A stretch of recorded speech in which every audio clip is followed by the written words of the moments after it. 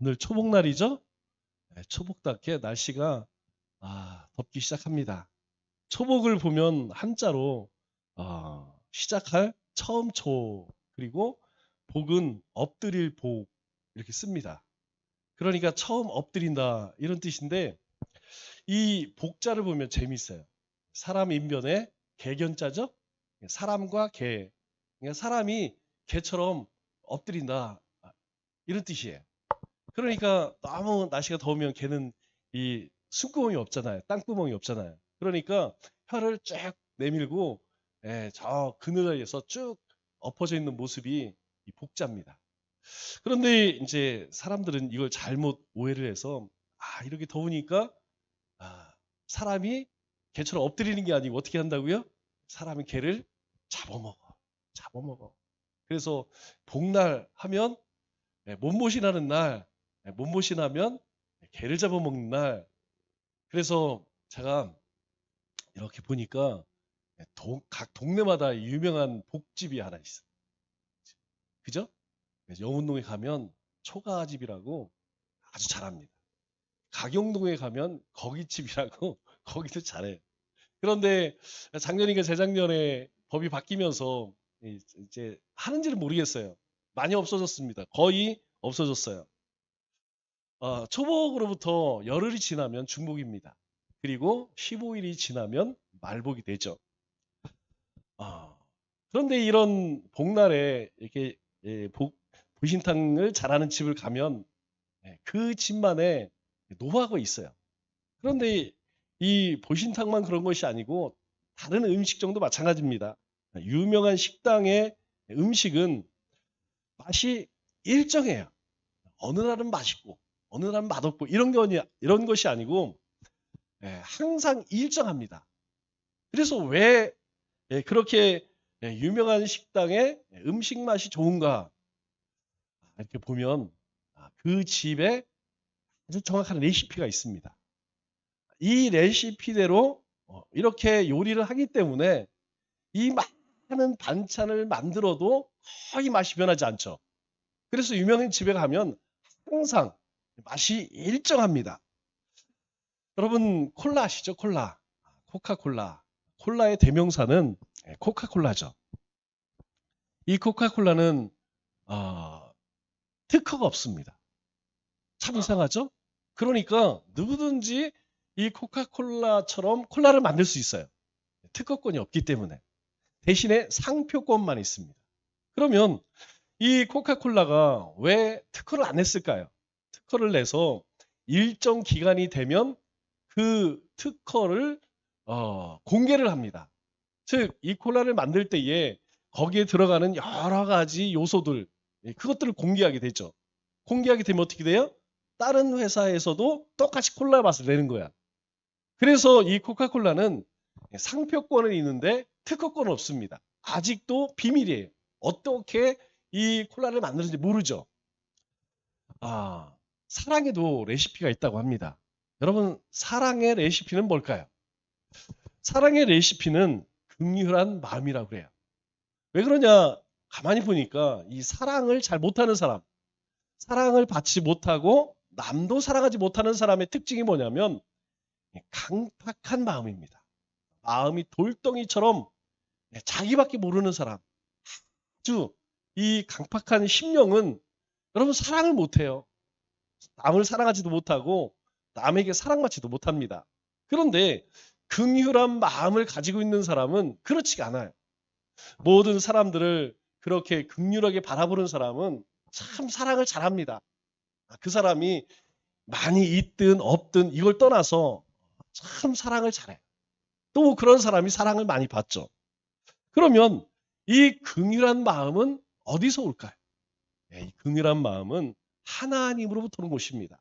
특별히 예수님이 우리 가운데 계신 그리스도인들은 이 긍휼한 마음이 있어요. 그래서 사람을 불쌍히 여기죠. 그리고 그러기 때문에 어느 곳을 가든지 사랑을 받습니다. 우리 마태복음 로마서 12장 15절 16절 말씀을 보면 사도 바울이 이런 이야기를 해요. 즐거워하는 자들과 함께 즐거워하고 우는 자들과 함께 울라. 서로 마음을 같이 하며 높은 데 마음을 두지 말고 도리어 낮은 데 처하며 스스로 지혜 있는 채 하지 말라. 이렇게 권면을 하죠. 즐거워하는 자들과 함께 즐거워하고 우는 자들과 함께 우는 것. 이게 당연한 것 같지만 이게 쉽지가 않습니다.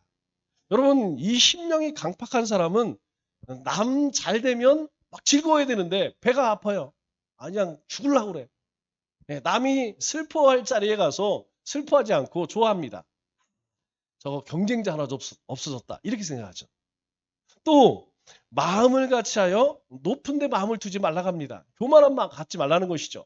다른 사람들을 깔보지 말라는 거예요. 저 사람은 개뿔 없어. 쟤는 못 배웠어. 그런 사람들은 항상 자기보다 낮게 봐요. 또 뭘 얘기하냐면 스스로 지혜 있는 채 하지 말라. 많이 알아도 똑똑해도 너무 똑똑한 척 하지 말라는 거예요. 딱 가봐서 사람들 수준이 요 정도 된다. 초등학생 수준이다. 그러면 그 수준에 맞춰주라는 겁니다. 이 사람들이 한 중학교 수준이다. 그럼 거기에 맞춰주는 거예요. 이 사람들이 예수 믿는 그런 수준이구나. 그럼 거기에 맞춰주라는 거예요. 그런데 그렇지 않은 사람들 많이 있죠. 보면 혼자 똑똑해. 혼자 전능해. 전지해. 모르는 게 없어요. 그냥 모든 사람들을 막 다 가르치려고 그래. 이건 이거 저건 저렇고. 여러분 모르는 게 아니에요. 이렇게 다른 사람들에게 맞춰주는 삶. 그게 지혜 있는 삶이다. 이렇게 성경은 이야기를 하죠. 오늘 본문은 예수님께서 제자들에게 천국 백성이 되기 위한 가장 중요한 마음가짐 하나를 우리에게 말씀해주고 있습니다. 그것이 무엇이냐면 바로 겸손이라는 것이죠.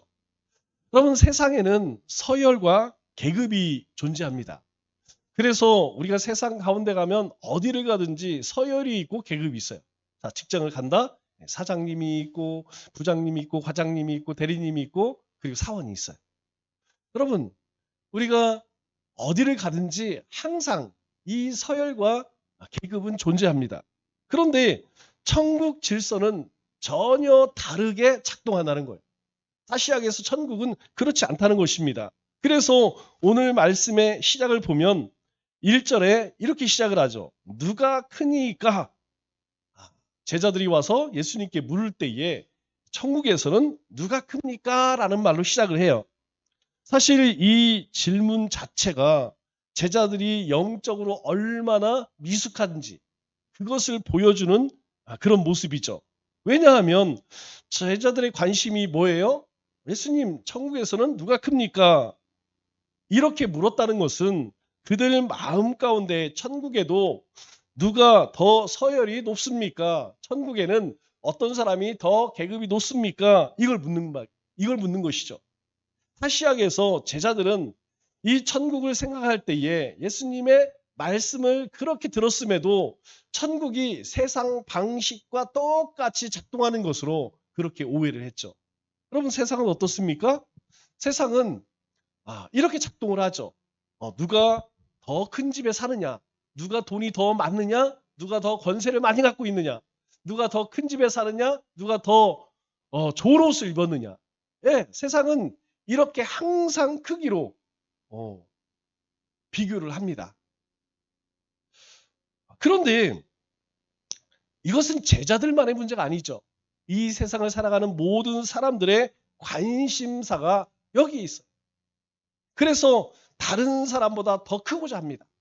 더 많은 사람보다 다른 사람보다 많이 소유하고 더 많은 권세를 갖기 위해서 불법도 위법도 아무렇지도 않게 하죠. 여러분 세상 사람들은 그것 때문에 거짓말을 밥 먹듯이 합니다. 자기 자신도 속이고 남도 속이고 그리고 그것에 대해서 죄책감을 갖지 않아요. 스스로 합리화하죠. 나는 그렇게 함으로써 우리의 가정을 지키려고 해. 내 인생을 행복하게 하려고 어쩔 수 없었다고 합리화시킵니다. 제 의식을 갖지 않는다는 것이죠. 여러분 남자들이 모인 것도 마찬가지입니다. 남자들이 모이면 더 누가 큰 힘을 가졌느냐 누가 더 권세를 가졌는가 항상 그걸 따집니다. 또 여자들은 다를까요? 여자들도 마찬가지예요. 여자들도 모이면 누가 더 이쁘냐 누가 더 좋은 것을 가지고 있느냐 여기에 관심을 가져. 그 이면에는 뭐가 있을까요? 예, 내가 너보다 낫다 이거죠. 자기 욕망이 숨겨져 있다는 것입니다. 그런 것들을 이야기하고 그런 것들에 관심이 있다는 것은 그 삶 뒤 이면에는 인간의 욕심과 욕망을 좀 자기 자신을 자랑하고 싶은 그런 마음이 숨겨져 있다는 것이죠. 그래서 겉으로는 굉장히 겸손한 것 같지만 그 내면에는 항상 자기 자리와 위치에 연연합니다.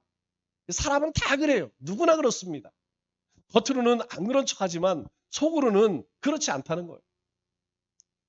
우리가 불행하다고 느끼는 이유가 뭘까요? 사람들이 살아가면서 왜 나는 이렇게 불행할까? 여러분 그건 다른 것이 아니에요. 우리가 영생을 소유하지 못해서 그런 생각을 하느냐? 아닙니다. 대부분은 내 위치와 소유에 대한 갈등 때문이에요. 우리가 신앙생활하면서도 마찬가지죠. 신앙생활과 현실에 차이가 있습니다. 왜냐하면 성경에 보면 뭐 안 되는 게 없어요. 예수님은 말씀하시면 그리고 예수님은 할 수 있거든요. 무슨 말이냐? 믿는 자는 능치 못하리요. 이렇게 말씀하는데 우리도 그런 믿음이 있어요. 그리고 그렇게 기도합니다. 그러나 그렇게 됩니까? 안 돼요.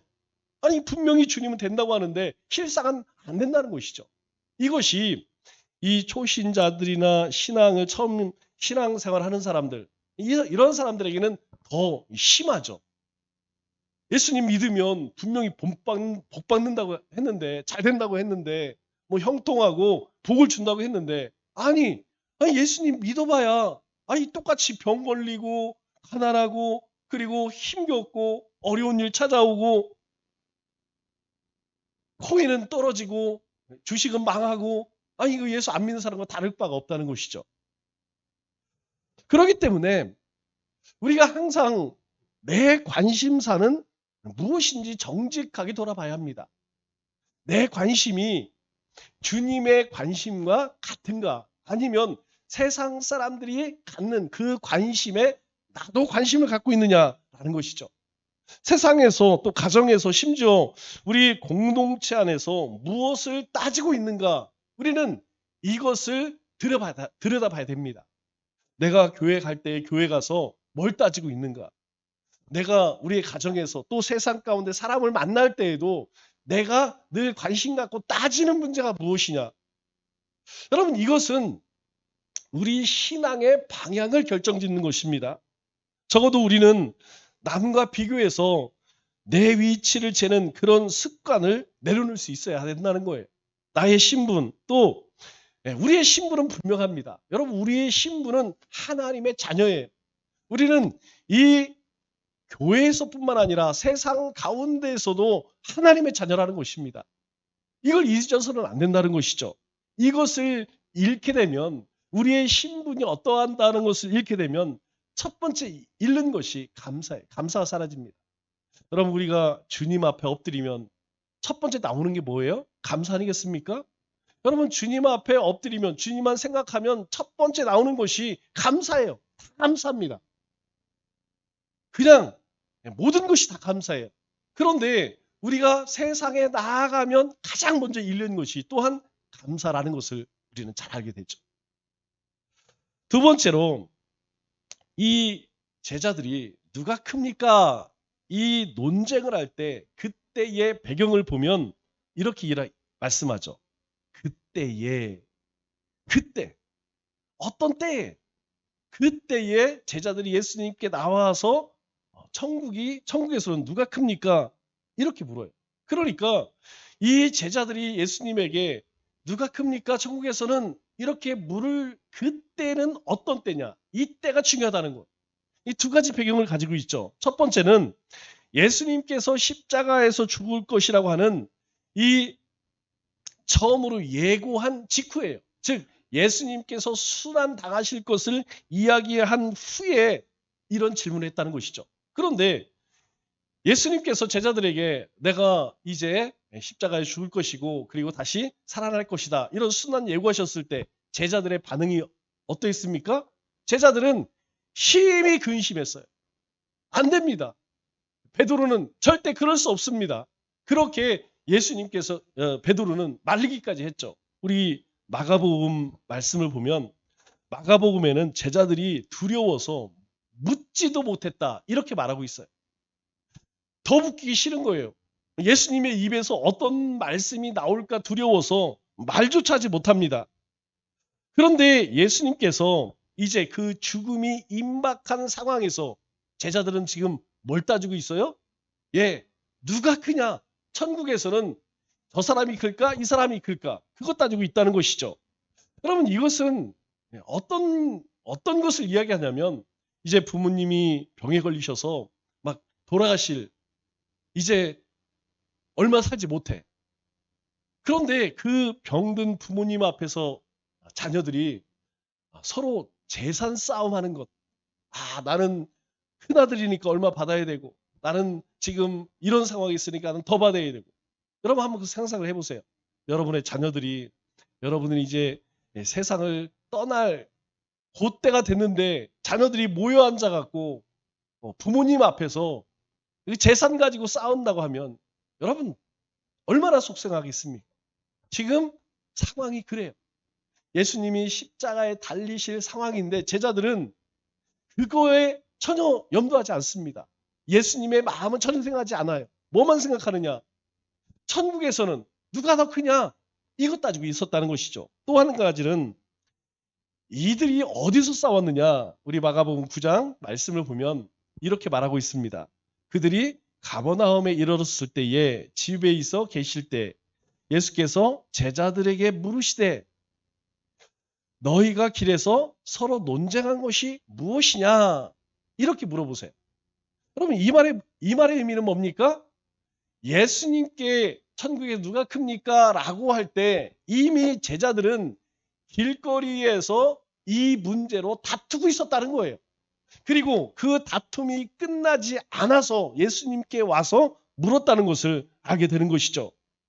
그러니까 이 제자들은 예수님을 따르면서 계속 길거리에서 서로 무엇 때문에 다퉜다는 거예요? 네가 크니 내가 크니 이 문제로 다투었다는 것을 이야기합니다.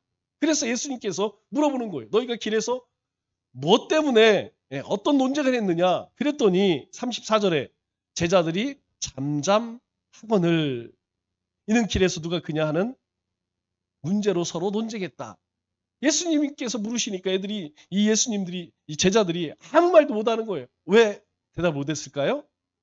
만일 예수님이 기뻐하는 예수님이 원하시는 그런 논쟁을 했다면 아마 먼저 얘기했을 거예요. 그런데 본인들이 생각을 하더라도 이건 참 부끄러운 일입니다. 예수님 앞에 차마 이야기할 수 없는 그런 일이기 때문에 이 제자들은 예수님에게 대답을 하지 못했다는 것이죠. 이 말의 의미는 무엇이냐면 바로 이들의 마음과 제자들의 마음과 예수님의 마음이 얼마나 다르냐라는 것을 알게 되는 것이죠. 그런데 여러분 이 상황 때에 또 이 야고보 요한은 예수님에게 찾아가서 무엇을 요구하냐면 예수님 나중에 예수님 좌우편에 우리를 앉혀주십시오. 이런 청탁까지 해. 참 철이 없는 것이죠. 지금 예수님께서는 십자가를 앞두고 계신데 이들은 길거리에서 싸우고 심지어 예수님 우리를 우리 영의정 좌의정 이런 벼슬 자리에 좀 앉혀주십시오. 예수님에게 이런 이야기를 해요. 이것을 보면 제자들의 마음과 예수님의 마음이 얼마나 어긋나 있는지 잘 알게 되는 것이죠. 우리도 믿음의 삶을 살아가면서 엉뚱한 것에 마음을 빼앗길 때가 참 많이 있습니다.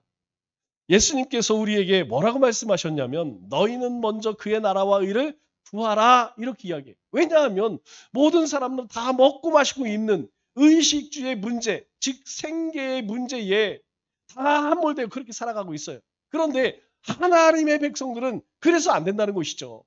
하나님의 백성들은 먹고 사는 문제, 거기에 마음 뺏길 것이 아니라 어떻게 하면 하나님의 다스리심과 그리고 하나님의 자녀로서 그렇게 살아갈 수 있을까? 그거 궁리하라는 것이죠.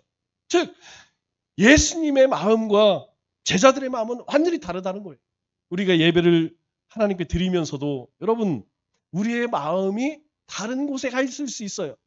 우리가 하나님 앞에 기도하면서 우리가 여전히 세상 염려로 걱정할 수 있다는 것입니다. 그러므로 우리의 관심이 정말 주님을 향하고 있는가? 여러분, 우리가 매일 왜 큐티를 시작하죠? 왜 말기참여로 하루를 마치죠? 그것은 우리의 마음이 항상 하루를 시작할 때에도 주님을 향하게 하시고 하루를 마칠 때에도 우리의 마음이 주님을 향했는가 돌아보는 시간이에요.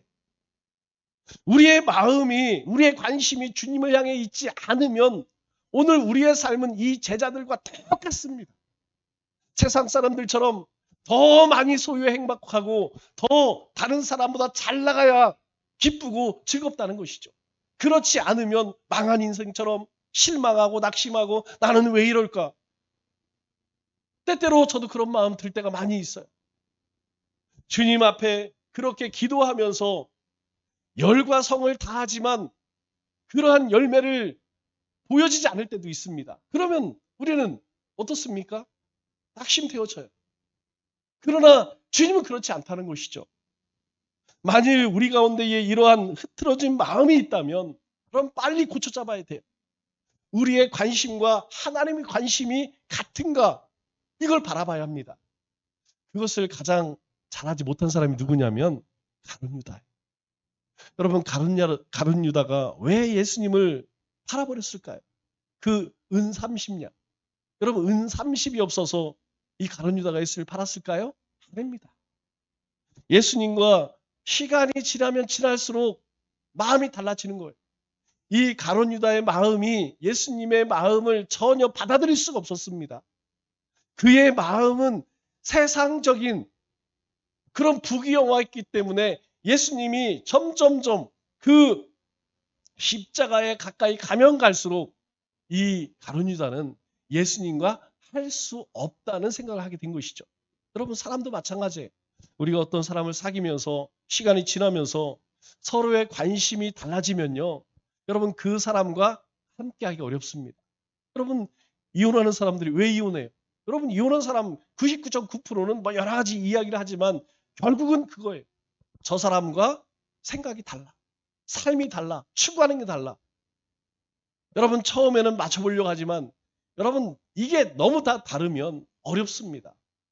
우리가 왜 결혼할 때에 기도를 많이 하고 믿음의 배우자를 여러분 요구합니까?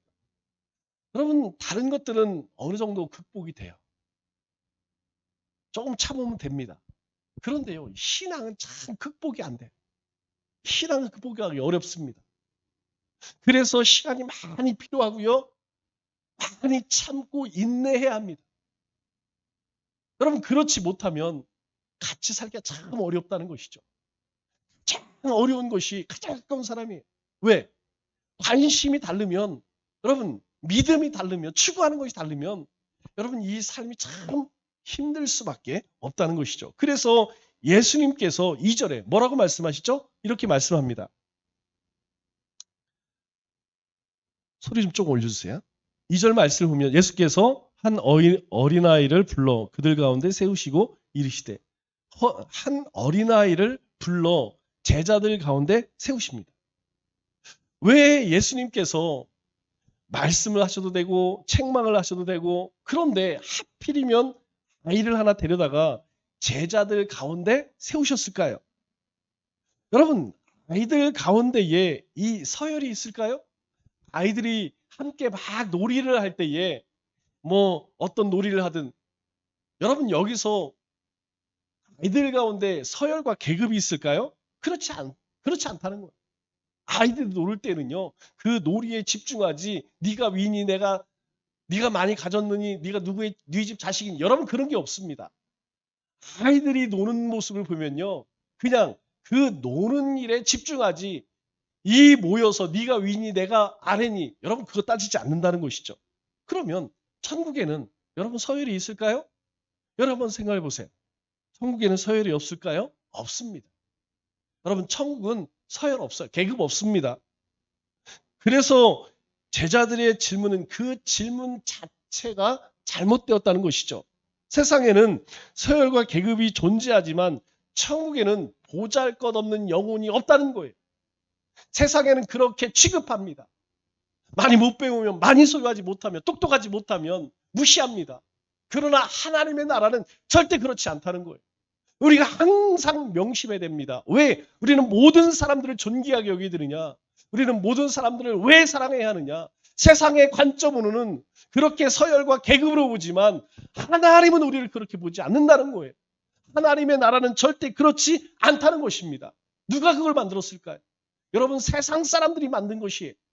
죄 가진 사람이 만든 것이 이 서열 계급이라는 것이죠. 왜 그렇습니까? 그 이면에는 바로 탐욕과 권력욕, 욕망이 있기 때문이에요. 이 죄된 욕망이 있기 때문에 사람은 어느 곳에 가든지 항상 차별을 둡니다. 천국에는 아무리 작은 자라 할지라도 여러분, 서열이 낮은 자가 없어요. 모두 하나님의 자녀입니다. 모두가 하나님의 백성이라는 것이죠. 이것이 왜 중요할까요? 우리는 이 땅 가운데 살아갈 때 그렇게 살아가야 합니다. 우리 믿음의 지체 가운데에서 아무리 연약하다 할지라도, 아무리 부족하다 할지라도, 모자란다 할지라도 여러분, 차별두어서는 안 됩니다. 다 하나님의 눈으로, 우리가 하나님의 자녀로 지체로 그렇게 될 수 있어야 돼요. 우리만 그래서는 안 됩니다. 세상에 나아가서도 마찬가지라는 거예요. 세상의 모든 사람들을 우리는 그렇게 동등하게, 나와 동등하게 그렇게 바라봐야 한다는 것입니다. 오늘 우리가 교회와 우리의 비극이 무엇입니까? 오늘 교회의 비극, 우리 그리스도인들의 비극은 무엇이냐? 이 주님의 교회 안에도 이 천국의 질서 대신 세상의 질서를 좋아한다는 거예요. 그래서 잘 나가는 사람, 돈 많은 사람, 대우 잘해주는 사람, 그런 사람들은 어느 곳을 가든지 인정해 주지만 그렇지 않은 사람들은요, 관심조차 안, 눈길조차 안 준다는 거예요. 여러분, 왜 많은 사람들이 교회를 떠납니까? 떠난 이유는 한 가지. 차별을 느끼면 여러분, 누구든지 마음이 상하는 것입니다. 교회 스스로 계급을 만들어서 세상 질서를 교회 안으로 가져올 때 교회는 무너지는 거예요. 교회가 왜 타락합니까? 우리가 진리 안에 거하면 절대 무너지지 않습니다. 이 진리를 지키려고, 이 진리를 사수하려고 하면 여러분 절대 안 무너집니다. 그러나 여러분, 세상 것이 우리 가운데 하나씩 하나씩 들어오면 우리의 믿음도 무너지는 것이고 우리의 신앙도 무너지는 것이고 주님의 몸된 교회도 무너질 수밖에 없다는 것이죠. 우리가 꼭 기억할 것은 무엇이냐면 여러분, 나에게 주신 직분은 절대 계급이 아닙니다. 나에게 주신 직분은 하나님이 주신 책임과 사명의 무게라는 것이에요. 너는 믿음이 더 좋으니까 이런 직분을 가지고 이렇게 주님의 일을 해. 이렇게 주님의 일을 감당해 라고 주신 것이에요. 그래서 더 기도해야 합니다. 더 섬기고 더 헌신해야 하는 거예요.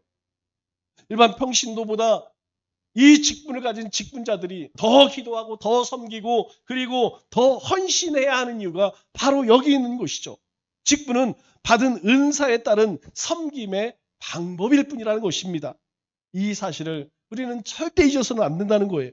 하나님은 우리 모두를 동일하게 사랑하시고 동일하게 귀하게 여기십니다.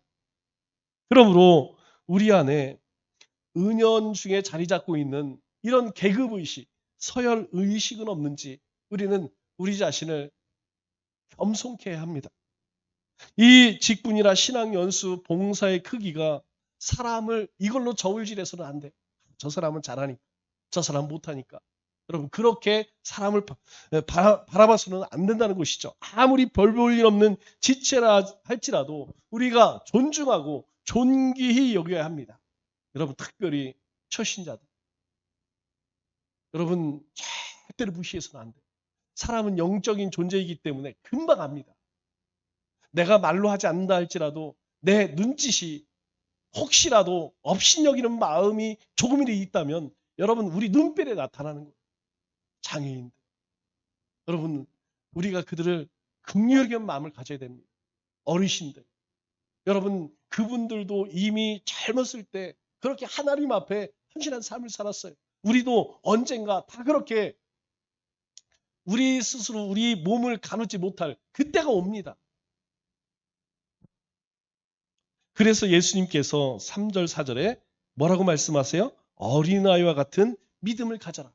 내가 진실로 너에게 이르노니 너희가 첫 번째 회개하여 어린아이와 같이 되지 아니하면 자신의 모습을 잘 돌아보라는 거예요. 너희가 지금 무엇을 따지는지, 너희들이 지금 무엇을 기준으로 삼고 있는지 이것을 회개하여 어린아이 같이 되지 아니하면 결단코 하나님 나라에 들어가지 못하리라. 너희가 지금같이 그렇게 누가 크냐 이런 서열의식과 계급의식을 가지고 절대로 하나님 나라 들어갈 수 없다는 것이에요.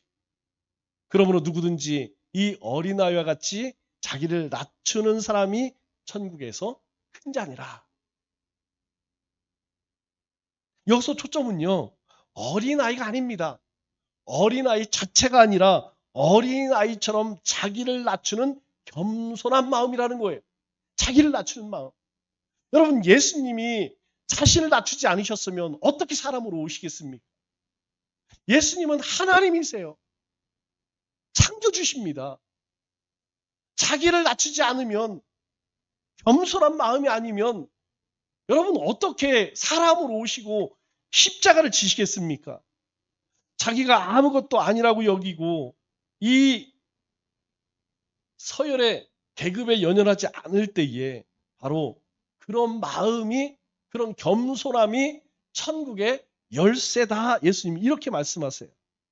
예수님께서 이 천국에 들어가는 원리에 대해서 예수님 많이 말씀하십니다. 아니 예수님의 말씀을 보면 대부분 그 말씀의 내용이 무엇이냐면 천국에 들어가는 원리에 대해 말씀하고 있어요. 천국 백성으로서의 삶의 원리를 말씀합니다. 우리 마태복음 3장에 보면 회개하라고 말씀하시죠. 또 5장에 보면 산상수훈하시면서 심령이 가난한 자라. 심령이 가난한 자 복이 있나니 천국이 그들의 것이다. 이렇게 말씀하세요. 또 7장을 보면 아버지의 뜻대로 하나님의 말씀을 행하는 자가 하나님 나라에 들어갈 것이라고 우리가 말씀합니다. 여러분 천국은 우리의 어떤 업적이나 수고나 노력으로 들어가는 것이 아니라는 거예요. 자기를 부인한 자, 하나님 앞에 순전한 자, 그러한 사람이 하나님 나라에 들어갈 것이라고 말하고 있죠. 그래서 오늘 주님이 그 말씀하시는 거예요. 이 어린아이들이 소꿉장난할 때에 그들 가운데 너는 쫄병해, 너는 무술이해 없습니다. 아이들은 그런 거 따지지 않는다는 것이죠. 그런 갈등이 없다는 것입니다. 여러분 어린아이들이 나는 왜 이렇게 못생겼지? 나는 왜 이런 집에 태어났지? 여러분 아이들이 노는 자리에 그런 거 따질까요? 아이들은 그런 거 생각조차도 하지 않는다는 것이죠. 그냥 그 놀이 자체에 집중합니다. 하나님의 나라를 유업으로 얻은 자는 그런 삶을 산다는 거예요. 왜 나는 이렇지? 왜 나는 이거밖에 없지? 나는 왜 이 모양이지? 여러분 그런 것 따지지 않는다는 것입니다.